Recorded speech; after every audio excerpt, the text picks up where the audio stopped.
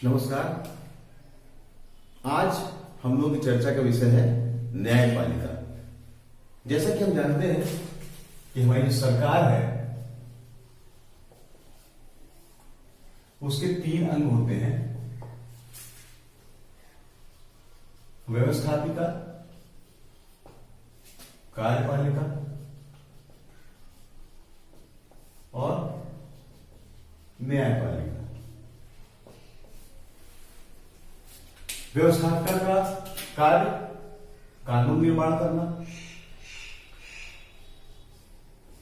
कार्यपालिका का कार्य कानून को क्रियान्वित करना और न्यायपालिका का कार्य जो है वो कानूनों की व्याख्या करना और कानून का पालन न करने वालों को दंड देना। तो इस प्रकार से अगर हम देखें तो जो न्यायपालिका है, बिना सशक्त न्यायपालिका के जो कानून निर्माण होते हैं उनकी कोई वैल्यू, कोई मूल्य नहीं है। क्योंकि हर व्यक्ति ये चाहता है कि हमको न्याय मिले। न्याय, अन्याय, उचित, अनुचित, इन सब की धारणाओं और इन्हीं सब की आवश्यकताओं की वजह से न्यायालयों का जन्म हुआ। विभिन्न विद्वानों ने न्यायपालिका के महत्व को बताया है। गार्नर के अनुसार न्यायपालिका के बिना एक सभ्य राज्य की कल्पना भी नहीं की जा सकती है। लॉर्ड ब्राइस के अनुसार किसी भी देश की श्रेष्ठता का मापदंड उस देश की श्रेष्ठ न्यायपालिका होती है। आशीर्वादम के अनुसार किसी भी राष्ट्र में अच्छी व्यवस्थापिका और कुशल कार्यपालिका हो सकती है, लेकिन स्वतंत्र और निष्पक्ष न्यायपालिका के अभाव में उस देश में संविधान का विशेष महत्व नहीं रह जाता है। अब हम बात करते हैं भारतीय न्यायिक व्यवस्था जो है वो क्या है, उसकी क्या विशेषताएं हैं। तो सबसे पहले हम अगर देखें तो जो भारतीय न्यायिक सिस्टम जो है उसकी कुछ विशेषताएं हैं। क्या विशेषताएं हैं? सबसे पहली विशेषता अगर हम देखें तो वो जो है व्यवस्थापिका और कार्यपालिका के नियंत्रण से मुक्त है, स्वतंत्र न्यायपालिका है। तो पहली विशेषता उसकी हो गई कि व्यवस्थापिका और कार्यपालिका से स्वतंत्र है, किसी प्रकार का नियंत्रण इसके ऊपर नहीं है। अगर दूसरा हम इसकी दूसरी विशेषता देखें तो जो भारतीय न्यायिक सिस्टम है वहां पर विधि का न्याय या रूल ऑफ लॉ की बात कही गई है। अर्थात यहां पर भारतीय न्यायिक व्यवस्था में एक ही प्रकार का कानून,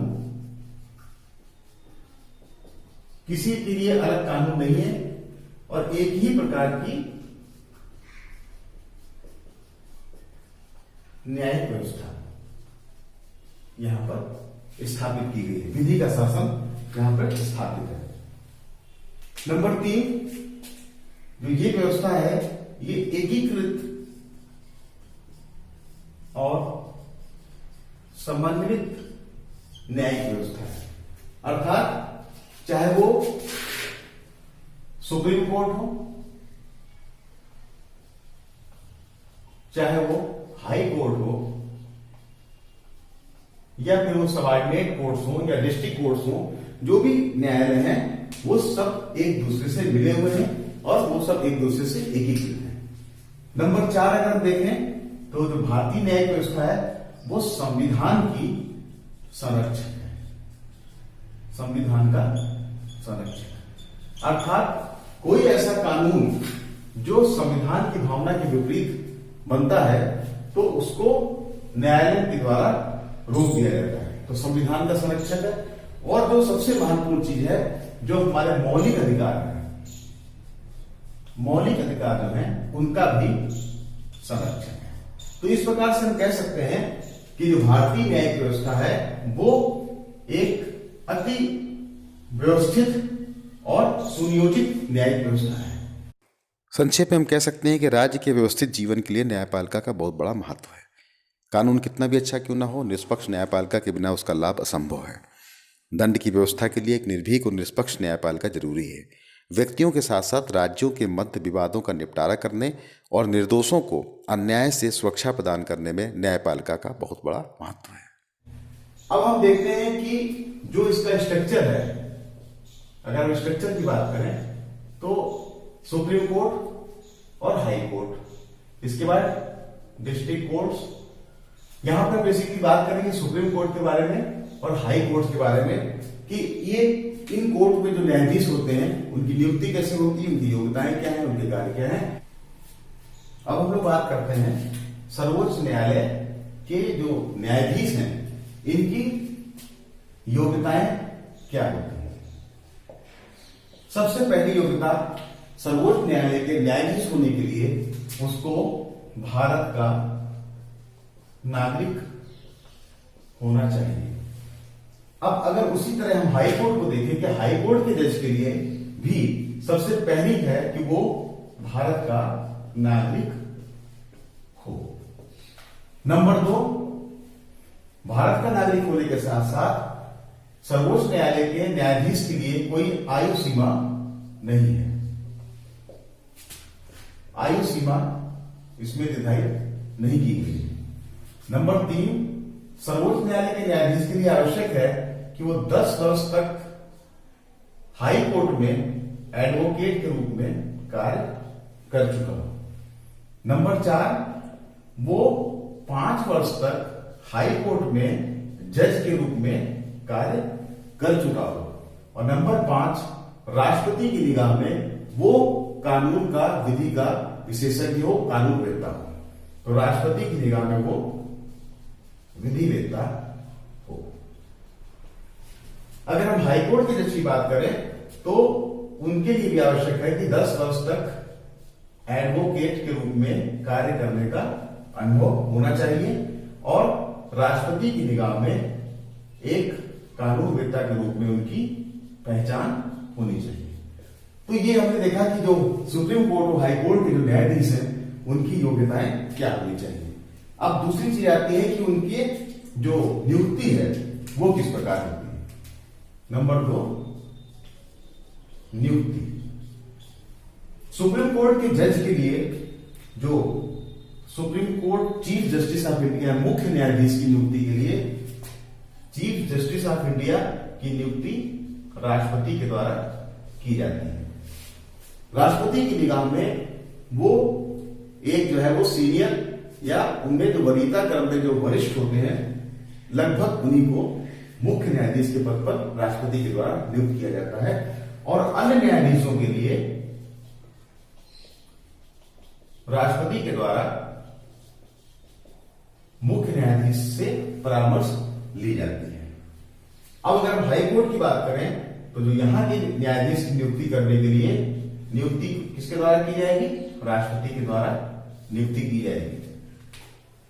मुख्य न्यायाधीश या अन्य न्यायाधीशों की सुप्रीम कोर्ट में जो शपथ होती है वो राष्ट्रपति के समक्ष शपथ न्यायाधीश के द्वारा ली जाती है।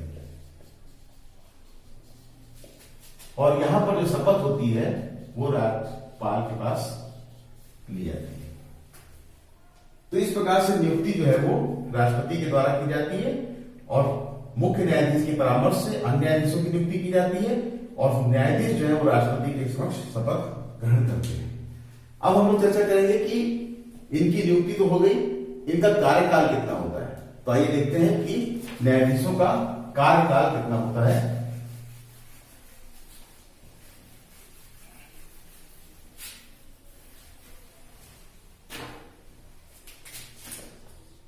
कार्यकाल, अगर सुप्रीम कोर्ट की बात करें तो यहां पर 65 वर्ष तक की आयु तक न्यायाधीश जो है वो अपनी सेवा में रहते हैं।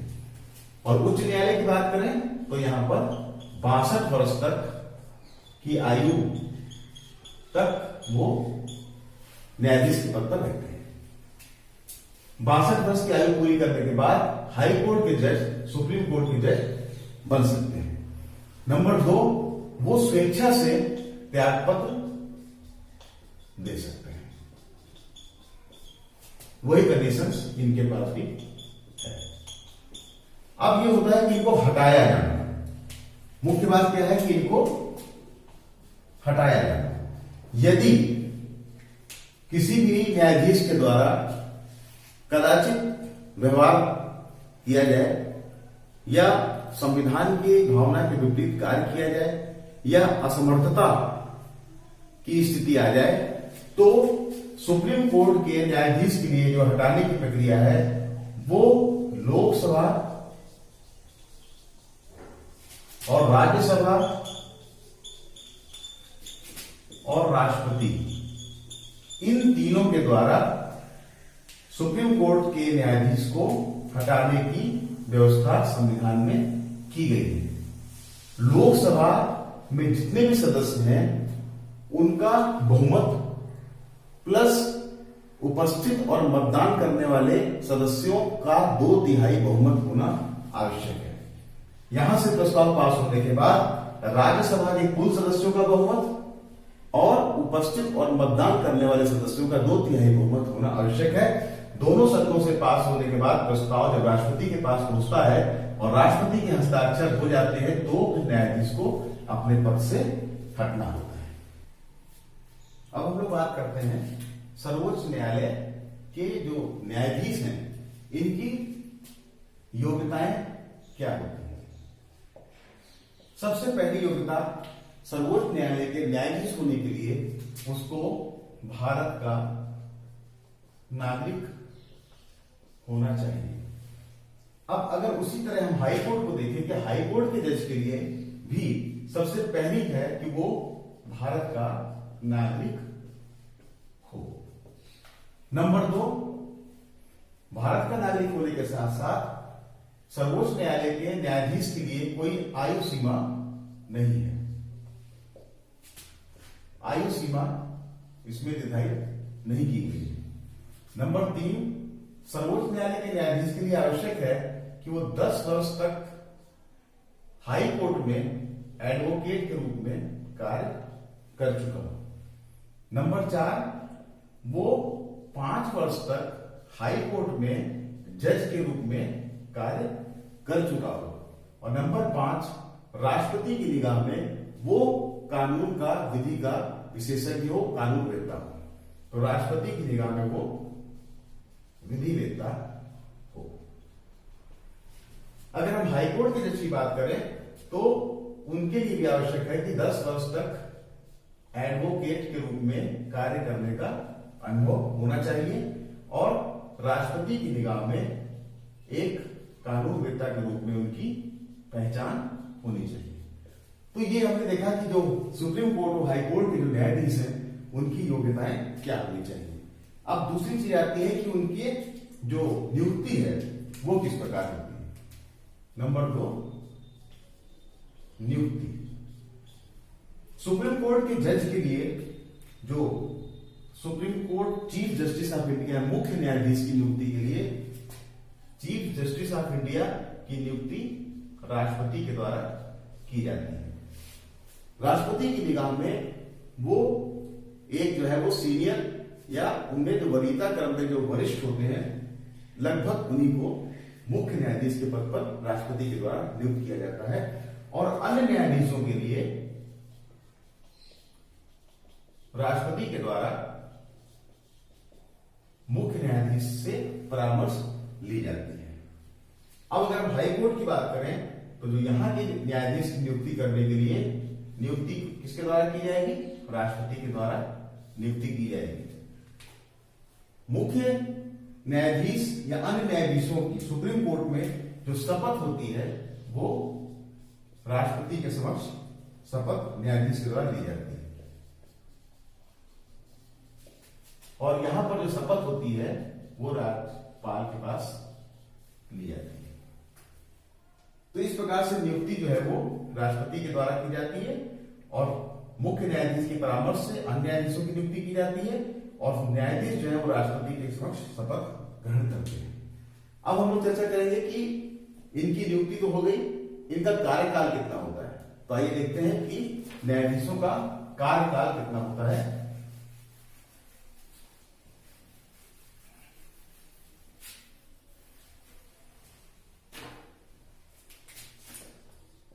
कार्यकाल अगर सुप्रीम कोर्ट की बात करें तो यहां पर 65 वर्ष तक की आयु तक न्यायाधीश जो है वो अपनी सेवा में रहते हैं।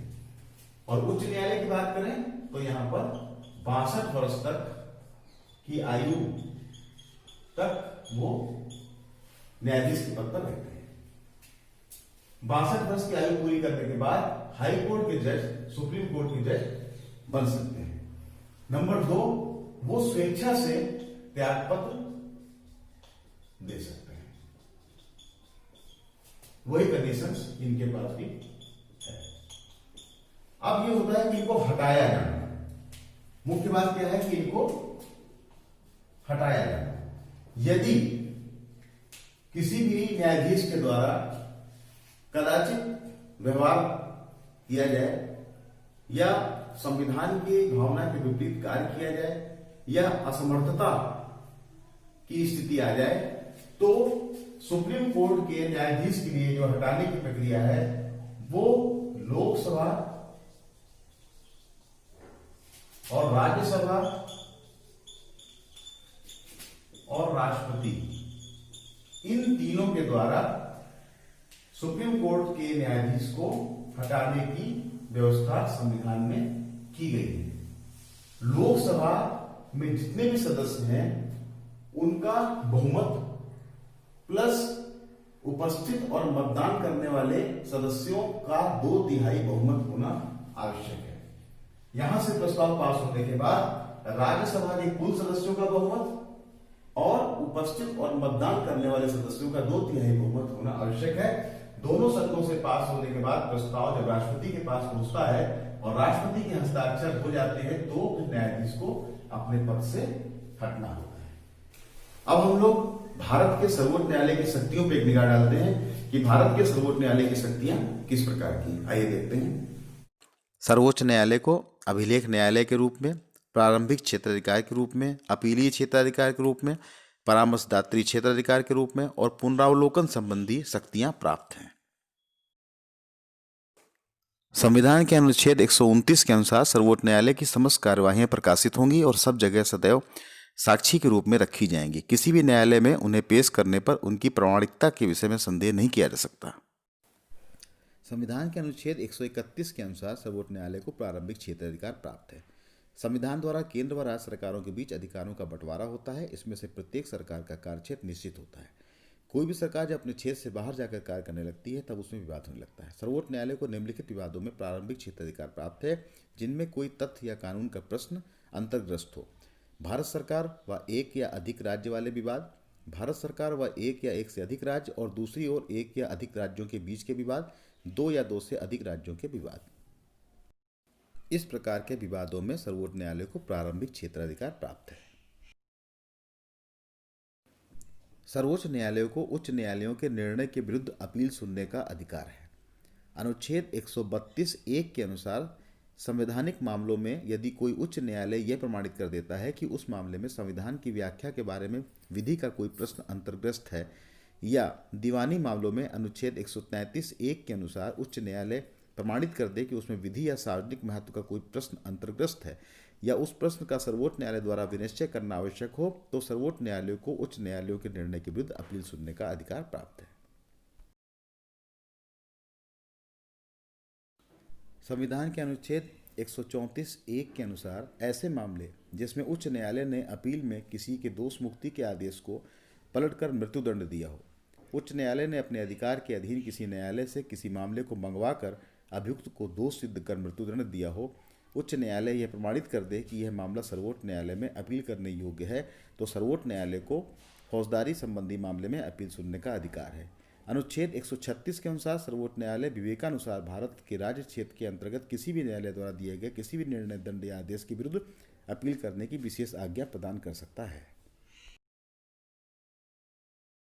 संविधान के अनुच्छेद 143(1) के अनुसार राष्ट्रपति किसी कानूनी प्रश्न पर सर्वोच्च न्यायालय से परामर्श ले सकते हैं। अनुच्छेद 137 के अनुसार सर्वोच्च न्यायालय अपने द्वारा दिए गए किसी भी निर्णय या आदेश पर पुनर्विचार कर सकते हैं और उसके दोषों को दूर कर सकते हैं। इस प्रकार सर्वोच्च न्यायालय को परामर्शदात्री क्षेत्राधिकार और पुनरावलोकन का अधिकार भी प्राप्त है। अभी हमने देखा सर्वोच्च न्यायालय की शक्तियों के बारे में।